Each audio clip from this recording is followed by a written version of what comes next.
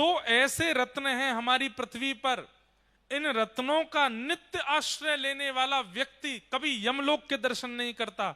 उसमें पहला श्री गौ माता और दूसरी वृंदा देवी तुलसी महारानी। इनका नित्य दर्शन करने वाले को कभी यमलोक का दर्शन नहीं होता। तो वृंदा तो ठाकुर जी की ही हैं। अभी सुनिएगा कथा। वो तो आना चाहती है पृथ्वी पर, श्री कृष्ण आएंगे तो लीला के लिए वृंदा को प्रकट होना है, पर वृंदा ऐसे सामान्य रूप से प्रकट नहीं होगी, उसके लिए पृष्ठभूमि चाहिए। ऐसे कोई कौशल्या जैसी, कोई देवकी जैसी, कोई यशोदा जैसी मां चाहिए। तो भगवान ने जलंधर की पत्नी वृंदा को माध्यम बनाया। क्यों? श्राप देने के बाद में वृंदा ने प्रण लिया कि मैं अब अपने पंच भौतिक देह को नष्ट कर दूंगी। और जैसे ही वृंदा ने अपने शरीर को जला करके भस्म बनाया, भस्म जैसे ही बनी, ठाकुर जी ने गोलोक धाम की ओर देखा और श्री गोलोक धाम से श्री वृंदा देवी की मंजरियों को लाया गया और भगवान ने कहा अब पृथ्वी पर सबसे शुद्ध तुलसी के प्राकट्य होने की अगर कोई पृष्ठभूमि है, कोई मिट्टी है, कोई रज है, तो वो वृंदा, पातिव्रती वृंदा की ये शरीर की जो भस्म है ये है। इसमें इन मंजरियों को बो दो। जैसे ही तुलसी की मंजरियां उस भस्म में बोई गईं, उसी भस्म से, उसी रज से जो पतिव्रता नारी वृंदा थी, उसके शरीर की रज से जो प्रकट हुई, वही है श्री तुलसी महारानी। बोलो तुलसी महारानी की जय। भगवान बोले अब मंगल होगा विश्व का, विश्व का मंगल करने वाली अब तुलसी जी गोलोक धाम से भूमि पर प्रकट हो चुकी हैं। सामान्यतया तुलसी जी को नहीं लाया गया। तुलसी जी के लिए कितना बड़ा योजना बनाई गई। बोले अखंड पतिव्रता नारी होगी, उसके कोख से तुलसी जी प्रकट होंगी। पर तुलसी जी क्योंकि एक वृक्ष के रूप में प्रकट होने वाली हैं, तो इनके लिए कोख क्या है? रज। कोख क्या है? मिट्टी। और वो कैसे बने? बोले पतिव्रता नारी जब अपने शरीर का त्याग करके रज बन जाएगी तो उससे प्रकट होंगी तुलसी। तो वृंदा जी की रज से तुलसी महारानी प्रकट हुई और तभी देवी देवता प्रकट हो गए। क्यों? नारायण भगवान तो धीरे धीरे पाषाण बन गए, शालिग्राम बन गए और यहाँ वृंदा महारानी तुलसी जी के रूप में प्रकट हो गई। तुरंत देवी देवता आए, आकर के गठबंधन किया और तुलसी शालिग्राम जी का विवाह कर दिया। दोनों को एक कर दिया आज ही के दिन। इसलिए आज तुलसी शालिग्राम विवाह महोत्सव भी है, तुलसी शालिग्राम जन्म महोत्सव भी है। आज शालिग्राम जी की जन्म तिथि भी है, तुलसी जी की जन्म तिथि भी आज ही के दिन प्रकट हुई है। आज ही के दिन इनका प्रादुर्भाव हुआ है। ऐसी वृंदा महारानी, तुलसी महारानी को हम बारंबार प्रणाम करते हैं। शालिग्राम प्रभु को हम बारंबार वंदन करते हैं। बंधुओं, हमारे कई शास्त्रों के अनुसार माताएं शालिग्राम जी की पूजा नहीं करती, पर माताओं को विशेष रूप से तुलसी जी की पूजा करने का अधिकार है। भाई लोग शालिग्राम जी की पूजा करें और माताएं तुलसी जी की आराधना करें। शालिग्राम जी से भी अधिक फल मिलता है तुलसी जी की पूजा करने से। कहते हैं जिस घर में तुलसी जी विराजमान होती हैं, उस घर में कभी यमराज नहीं जाते। जिस घर में तुलसी जी की आराधना होती है विधिवत रूप से, उस घर में पितरों को तर्पण आदि किया जाता है, पितरों का पिंडदान आदि किया जाता है। पर वास्तविकता में जिस घर में तुलसी हरी भरी खूब मात्रा में विराजमान होती हैं, उस घर के पितृ मुक्त हो ही जाते हैं। जिस घर में चंदन घिसने के बाद में तुलसी जी को थोड़ा सा, तुलसी जी की जो काष्ठ होता है या तुलसी जी का पत्र घिस करके चंदन में अगर मिला दिया जाए थोड़ा सा, और उसको ठाकुर जी को निवेदित किया जाए, फिर ठाकुर जी को निवेदित करने के बाद अपने अंग पर लगाया जाए, तो जन्म से लेकर के तुलसी अंकित चंदन लगाने तक, उस दिन तक जितने पाप बने सब नष्ट हो जाते हैं। तुलसी जी का चंदन लगाने से। तुलसी जी के जो काष्ठ हैं, तुलसी जी की जो लकड़ी होती है, हमने परम पूजनीय प्रातः स्मरणीय श्री मलुकपीठ वाले महाराज जी को देखा। इतनी बड़ी तुलसी जी की काष्ठ एक रहती है उनके पास, उसमें नित्य अग्नि प्रज्वलित करते हैं और उस तुलसी जी के काष्ठ की अग्नि से 1000 दिए जलाते हैं महाराज जी नित्य संध्या में शाम को। तो हमने महाराज जी से पूछा, मैंने महाराज जी इसका क्या फल है? तो महाराज जी बोले तुलसी जी के काष्ठ से एक दिया प्रज्वलित करने से 1000 दिए प्रज्वलित करने का फल मिलता है। दिए प्रकट करते ही ठाकुर जी को जब अर्पित किया जाए, ठाकुर जी बड़े प्रसन्न हो जाते हैं। पर तुलसी जी के काष्ठ से जब दिया जलाया जाता है तो एक दिया जलाने के 1000 दिया जलाने का फल, मतलब ठाकुर जी अत्यंत प्रसन्न हो जाते हैं। लेकिन महाराज जी 1000 दिए जलाते हैं नित्य एक तुलसी काष्ठ से, और इतने छोटे छोटे छोटे छोटे दिए 1000 दियों का एक इतना बड़ा बना लेते हैं, उसको प्रज्वलित करते हैं और फिर ठाकुर जी की आरती करते हैं उससे। ठाकुर जी इतने प्रसन्न होते हैं उससे। तो हरी भरी तुलसियों तब मत कुछ करना जब काष्ठ कहीं तुलसी जी के आसपास कहीं प्रकट हो जाए, टूट के अपने आप नीचे आ जाए, उसको संभाल के रख लीजिए। नित्य उस काष्ठ में थोड़ी अग्नि प्रज्वलित करो, उससे दिया जलाओ। दिया जलाने के बाद उस अग्नि को बुझा के उसकी रज अपने माथे से लगा के काष्ठ को रख दो। इतने प्रसन्न होते हैं ठाकुर जी उससे प्रकट दिए से आरती करने से। अभी तो कार्तिक का महीना, हमारे यहाँ तो तुलसी जी से ही आरती करते हैं वृंदावन में। ठाकुर जी बहुत प्रसन्न होते हैं। तुलसी जी जिस गमले में लगी हो उसकी रज, तुलसी जी की रज लेकर के कभी कभी आप तिलक धारण कर सकते हैं, और वह तिलक धारण करने से शरीर में अगर कोई बहुत गंभीर बीमारी, और सबसे बड़ी बीमारी तो भैया आजकल बुद्धि में आ जाती है, विचारों की बीमारी, नकारात्मक बीमारी, शक पैदा होने वाली बीमारी, और सही बात है गलत मार्ग पर चलने वाले विचार चित्त में आने लगते हैं। तुलसी जी की रज अपने माथे से लगाने से और माथे पर रज लगा के ठाकुर जी की आराधना करने से विचार शुद्ध होते हैं। बड़ी महिमा है तुलसी जी की। ऐसी तुलसी महारानी को हम बारंबार प्रणाम करते हैं। इस भाव से आज के दिन श्रीमन नारायण शालिग्राम रूप में प्रकट हुए और तुलसी जी के साथ में उनका विवाह। कभी आप लोग हनुमान चालीसा का पाठ करते हैं, अपनी गुरु परंपरा का पाठ करते हैं।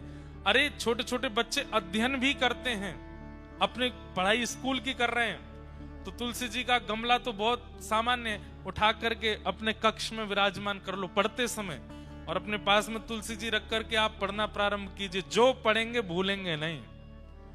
ये एग्जाम देने वाले बच्चों को एक हम युक्ति बता दे रहे हैं।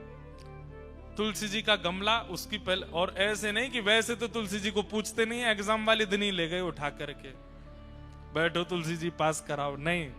तुलसी जी की नित्य आराधना आज से ही शुरू कर दीजिए। आज्ञा लेकर के तुलसी जी के पत्र तोड़ने चाहिए। द्वादशी के दिन तुलसी जी के पत्र नहीं तोड़ने चाहिए। तुलसी जी के जितने भी पत्र और आदि आदि जो नीचे गिर जाते हैं उन सबको भी प्रणाम करके सबको इकट्ठा करना चाहिए। अगर वो बहुत सूख जाएं तो उनका चूरा बना करके, जिस दिन निषेध है तुलसी जी तोड़ना, उस दिन वही प्रयोग करके ठाकुर जी का भोग लगाया जा सकता है।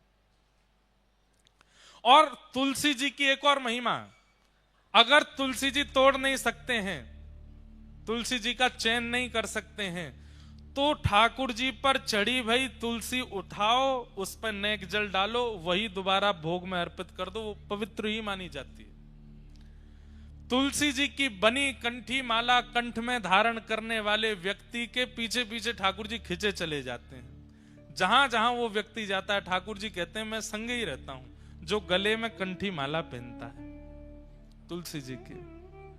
जो तुलसी जी के मनके पर नाम जप करता है, भगवान कहते हैं कि उसके नाम जप से, मंत्र जप से मैं बहुत प्रसन्न रहता हूं। उसके नाम में, मंत्र में फिर आलस्य, दंभ आदि आदि जो विकार हैं ये आने बंद हो जाते हैं अगर वो तुलसी जी पर नाम उच्चारण करता है तो। और सीधी बात, आप अन्य किसी भी भाव में अगर नाम जप करते हैं तो ठाकुर जी को पता तो चल जाता है नाम जप कर रहा है, पर तुलसी जी पर जब नाम जप करते हैं तो ठाकुर जी थोड़ी पे हाथ धर के सुनते हैं आपके नाम जप को, आपके मंत्र को, आपके भाव को। ठाकुर जी को इतना प्रसन्न है। ऐसी तुलसी जी की महिमा है, उन्हें हम बारंबार वंदन करते हैं, बारंबार प्रणाम करते हैं। बोलो तुलसी महारानी की। मेरे अंगना में तुलसी को बिरवा, मेरे अंगना में तुलसी को बिरवा। अरे भैया, या पद में किशोरी जी बताए के गई हैं, बरसानो बता दियो, अपनो नाम बता दियो, अपनी गली बता दी, मोहल्ला बता दियो, लेकिन अंत में ठाकुर जी को क्या बता के गई किशोरी जी?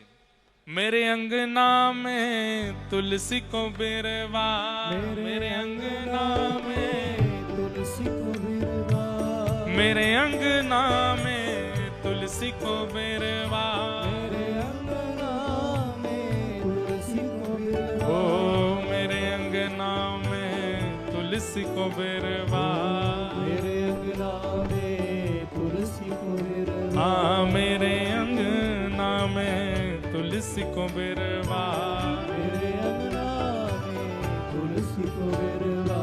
तुलसी निशानी बताए गई रे, तुलसी निशानी बताए गई रे, हाँ तुलसी निशानी बताए गई रे, तुलसी निशानी बताए गई रे। कौन? बरसाने की छोरी राधा गोरी गोरी, बरसाने की छोरी राधा गोरी गोरी,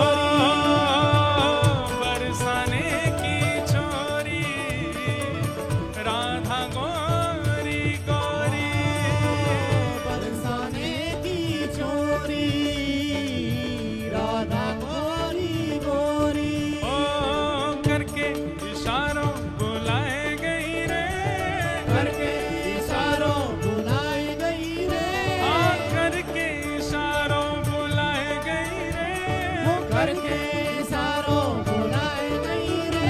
कौन?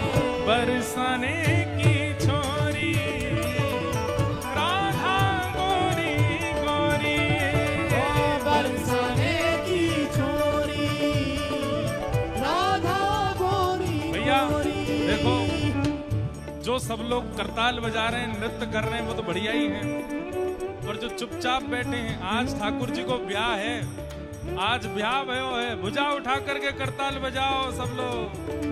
बोलो वृषभानु के जमाई की।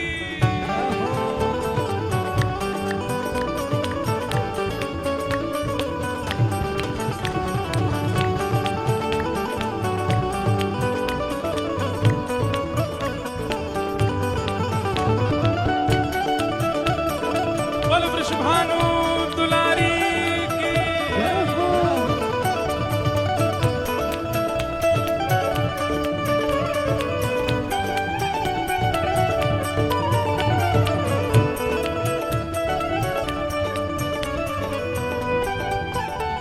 और ओ जो कान्हा मेरो काम न जाने, जो कान्हा मेरो काम न जाने, जो कान्हा मेरो काम न जाने, जो कान्हा मेरो काम न जाने, हो मेरो काम न जाने, मेरो काम न जाने, मेरो काम न जाने, मेरो काम न जाने, अरे ये तो सब कोई जाने, सब कोई जाने। किशोरी जी कह रही है मेरो काम न जाने, वो तो सबन को पता है। अरे मेरो काम न जाने, मेरो काम न जाने, अरे ये तो सब कोई जाने, ये तो सब कोई जाने, ओ मेरो काम न जाने, मेरो काम न जाने, मेरो काम न जाने, मेरो काम न जाने, जो कान्हा मेरो काम न जाने, जो कान्हा मेरो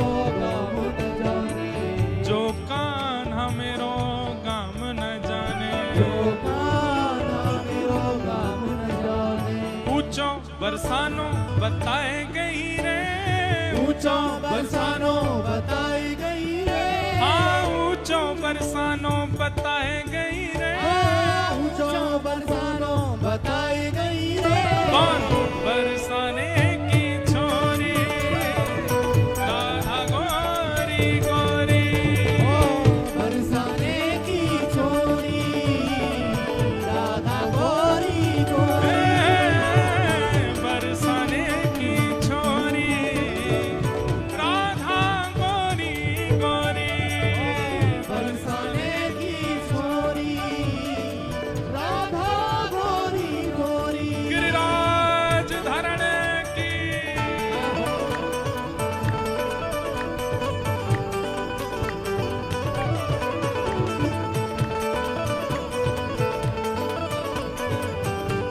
जय जय श्री राम।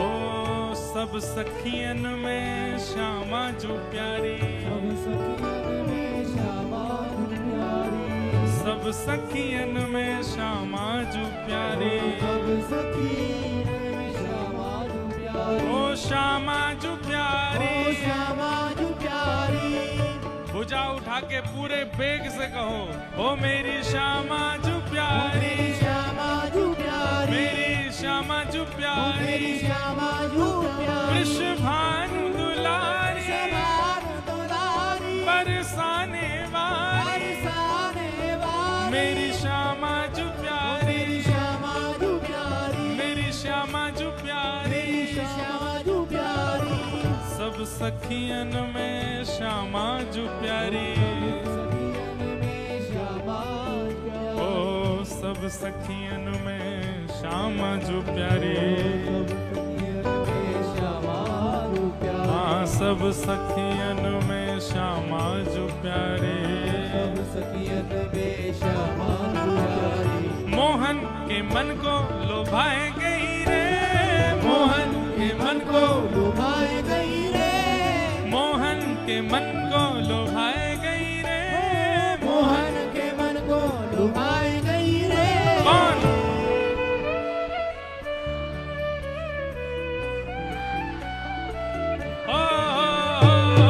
बरसाने की छोरी राधा गोरी गोरी, बरसाने की छोरी राधा गोरी,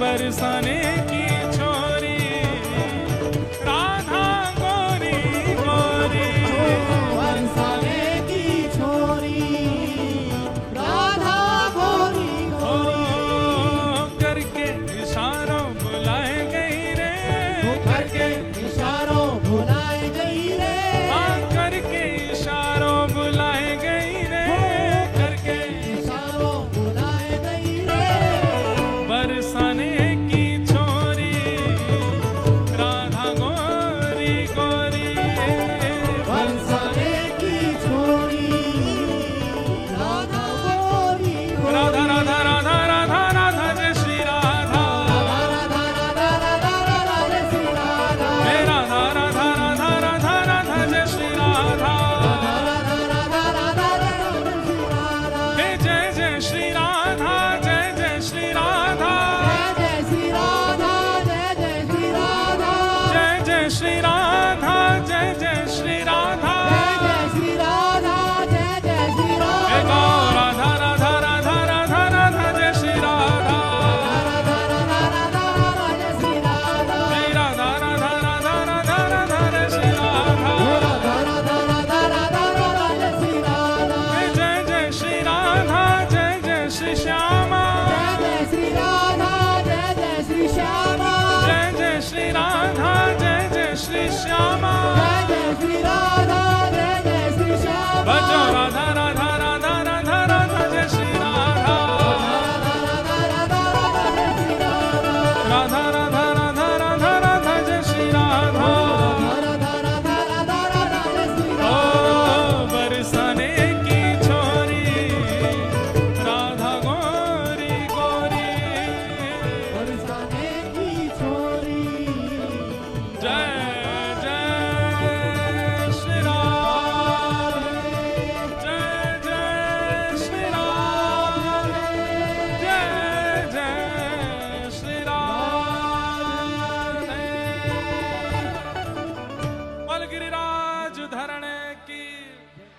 वृषभानु दुलारी की जय वृषभानु के जमाई की जय पूछरी के लौठा की प्यारे। क्या बात है बंसी वारे, शाबाश। बैठ जाओ। जय हो जय हो। विराजो विराजो विराजो। ये जितने भी बालक कुछ बना के लाए सबसे हम ले लेंगे कथा के विश्राम में। अभी बैठो, सब लोग बैठ जाओ। तो ठाकुर जी का श्री विवाह शालिग्राम स्वरूप में श्री वृंदा महारानी के साथ में आज के दिन सुसंपन्न हुआ। और ये विवाह सब देवताओं ने मिलकर के कराया। उसी विवाह के मंगल विधान को हम लोग करके आज कथा में विराजे, इसलिए इस कथा का कहना सुनना अति अनिवार्य था। बोलो तुलसी शालिग्राम भगवान की। माताओं से हमारी विनती कि वे तुलसी आराधन खूब भाव से करें और भाई लोग श्री शालिग्राम भगवान की खूब मंगल सेवा करें। दंपति जब मिलकर के तुलसी शालिग्राम सेवा करते हैं, नियमित रूप से जैसे उसके नियम है उसी भाव से करते हैं, तो ऐसे दंपतियों में कभी विद्वेष विद्रोह और विक्षोभ नहीं होता। शालिग्राम जी और तुलसी मैया दोनों दंपतियों को समीप ही रखते हैं, कभी उनमें मन मुटाव आदि कभी प्रकट नहीं होता। इस प्रकार से आज के मंगल भाव को प्रणाम। जन्माद्यस्य यतोऽन्वयादितरतः चार्थे स्वविज्ञ स्वराट तेने ब्रह्महृदायादि कवये मुह्यन्ति यत्सूरयः तेजो वारिमृदां यथा विनिमयो यत्र त्रिशर्गो मृषा धाम्ना स्वेन सदा निरस्तकुहकं सत्यं परम धीमहि। बंधुओं, हमें ऐसा संकेत प्राप्त हुआ आज कि कई बालक और कई लोग गुजरात के दीक्षा क्रम के बारे में जानकारी चाह रहे हैं। तो उन सब के लिए हमारी ऐसी प्रार्थना है, आगामी 4 तारीख को, यानी कि आज 2 है, कल 3, परसों 4 तारीख को वैकुंठ चतुर्दशी है। और वैकुंठ चतुर्दशी हमारे श्री वैष्णव संप्रदाय में उसकी बड़ी महत्ता है। उसी दिन सुबह के सत्र में दीक्षा क्रम होगा और कल कथा प्रारंभ से पूर्व, मतलब यहाँ 7:30-8 बजे तक कथा का समय है। लोग बाग भोजन करके आते हैं, तो इसलिए उससे पूर्व आकर के 6 बजे यहाँ पर नामांकन होंगे। सब लोगों को अपना नाम, पता, गोत्र सब यहाँ लिखवाना है। जिनकी दीक्षा होनी है परसों, केवल वही लोग। यहाँ 6 बजे से लेकर के और 7:30 बजे तक के लिए बाहर एक काउंटर लगेगा, वहां अपना नाम, पता, गोत्र। वैसे हमारा मन तो नहीं था, अब अगले वर्ष का ही क्रम था, पर बहुत भावनाएं आई तो फिर गुजरात बार बार आना नहीं होता। वैसे हम आ रहे हैं दोबारा गुजरात जनवरी में। 2 जनवरी से लेकर के 8 जनवरी तक गुजरात के बड़ोदरा में भागवत की कथा है। और वहां नव वर्ष 2026 के उपलक्ष्य में आप सब लोगों के बीच में श्री वृंदावन प्रकट उत्सव श्रीमद् भागवत की कथा हम लोग श्रवण करेंगे। तो वैसे तो उसमें भी है, लेकिन तब शायद व्यस्तता ज्यादा रहेगी, इसलिए गुजरात के जितने भी वैष्णव हैं वो जो दीक्षा के इच्छा बहुत ज्यादा रखते हैं, वे लोग कल यहाँ 6 से 7:30 बजे तक नामांकन करा सकेंगे। और परसों सुबेरे लगभग 8 बजे से दीक्षा का क्रम होगा।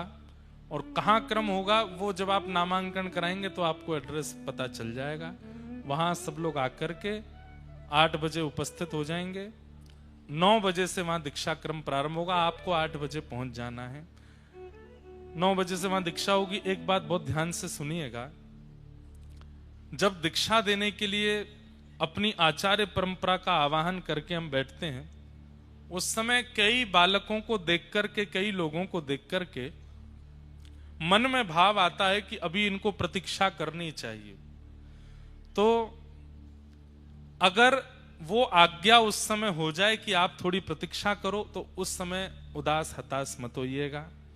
शायद ठाकुर जी अभी चाह रहे हैं कि आप कुछ समय और विचार करें।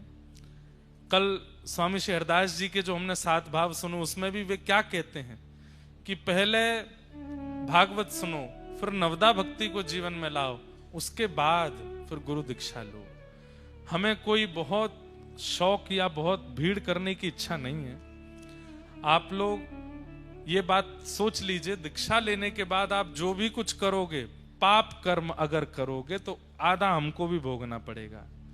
यदि चलते चलते हमको छींक आ रही है तो उस समय ये सोच लीजिए कि कोई शिष्य ने गड़बड़ी करी है तभी छींक रहे हैं। बुखार आ गया रात में तो समझ जाओ कोई पीड़ा निश्चित कोई शिष्य के द्वारा करी जा रही है। तो आप जो भी पुण्य कर्म करोगे वो तो आपको ही मिलेगा, लेकिन जो भी आपसे पाप कर्म बनेगा वो गुरु को भोगना पड़ता है। इसलिए हम हमेशा तो देखेंगे नहीं आप कहां कब क्या कर रहे हो। इसलिए पूर्ण रूपेण मन बना सको कि नहीं, हम ऐसी कोई कृत्य नहीं करेंगे जिससे हमारे गुरुदेव को कष्ट हो। उसी भाव से फिर आप लोग दीक्षा ग्रहण करने आना, और जो नियम है वो सब वहां बता दिए जाएंगे। 5 तारीख को सबसे मिलने का क्रम रखा गया है। सब लोग वहां जो एड्रेस दिया जाएगा वहां सब लोग 11 बजे सुबह एकत्रित होकर के, देव दिवाली है, हम लोग तो उत्सव मनाएंगे शाम को कथा में आने से पूर्व, पर आप लोग सुबह 11 बजे वहां उपस्थित हो जाइएगा। वहां फिर गिरधर लाल जी के दर्शन और सबसे मिलने का एक क्रम रखेंगे 5 तारीख को। तो वो ऐसे क्रम रहेगा। आप सब लोग बाकी फिर हम यहाँ थोड़े डोलेंगे भी ना। एक दिन उमिया माता के कल दर्शन करने जाएंगे, एक दिन यहाँ पास में ही सिद्धपुर में जहां हमारे भगवान के परम अवतार श्री कपिल भगवान ने देवभूति माता को ज्ञानोपदेश किया, जिसके बाद देवभूति माता सिद्धता नाम की नदी के रूप में प्रकट हो गई। ऐसे और जहां भगवान के अश्रु बिंदु प्रकट हुए और बिंदु सरोवर प्रकट हुआ, वो पावन तीर्थ यहीं पास में ही सिद्धपुर है। एक दिन वहां भी दर्शन को जाएंगे।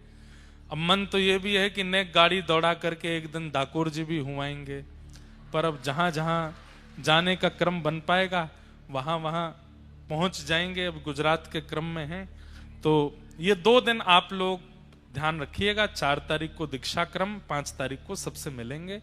आप सब लोग बड़े प्रेम और भाव से आइएगा। श्रीमद् भागवत के प्रथम श्लोक में परम सत्य भगवान को वंदन किया, सत्यम परम धीमहि। वेद व्यास जी महाराज ने किसी देव भाव का नाम नहीं लिया, किसी एक देवी का नाम, देवता का नाम नहीं, सत्यम परम धीमहि। जो भी परम सत्य है मैं उसको वंदन करता हूं। एक प्रकार से यहां वेद व्यास जी की भावना देखी जाए तो महाराज वेद व्यास जी ऐसा आज्ञा कर रहे हैं कि केवल संप्रदाय में युक्त, केवल हिंदू वैदिक सनातन धर्मावलंबी भागवत श्रवण कर सकते हैं, पालन कर सकते हैं, नहीं, सत्य को जो भी मानते हैं वो सब भागवत जी की कथा के श्रवण के अधिकारी हैं। और सत्य को कौन नहीं मानता, सब मानते हैं। सत्य की आराधना, सत्य का पूजन, सत्य का वंदन, सत्य का अवलोकन सब करते हैं।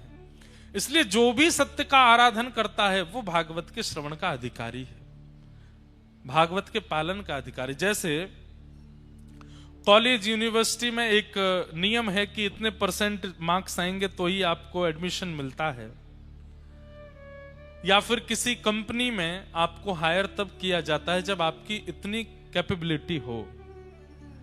ठीक वैसे ही श्रीमद् भागवत का कृपा अधिकारी कौन है?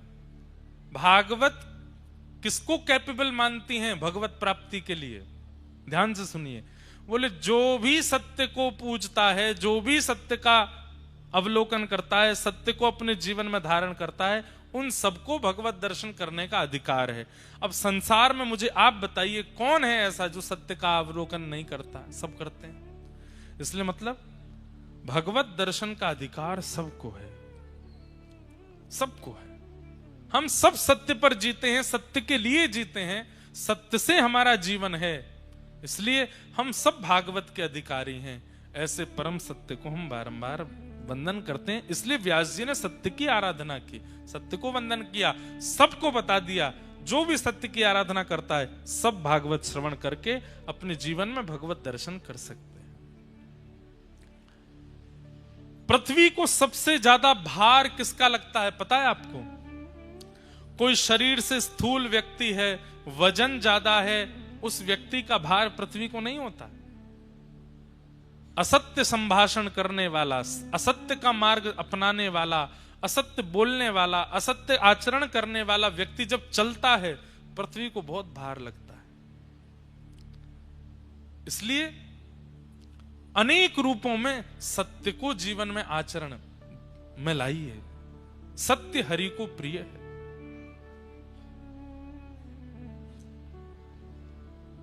कई लोग कहते हैं महाराज जी संसार इतना चतुर बन गया है कि कभी कभी अपनी रक्षा के लिए और संसार में निर्वहन करने के लिए झूठ का आश्रय लेना पड़ता है। हमारी एक बात बहुत ध्यान से सुनिए,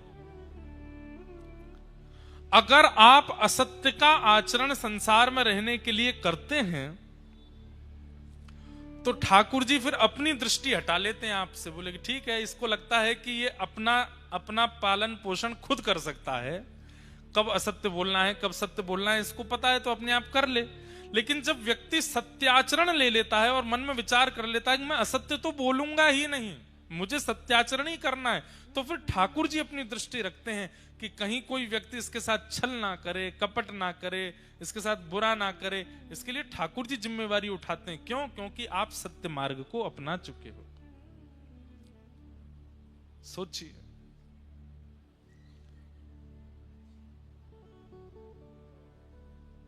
एक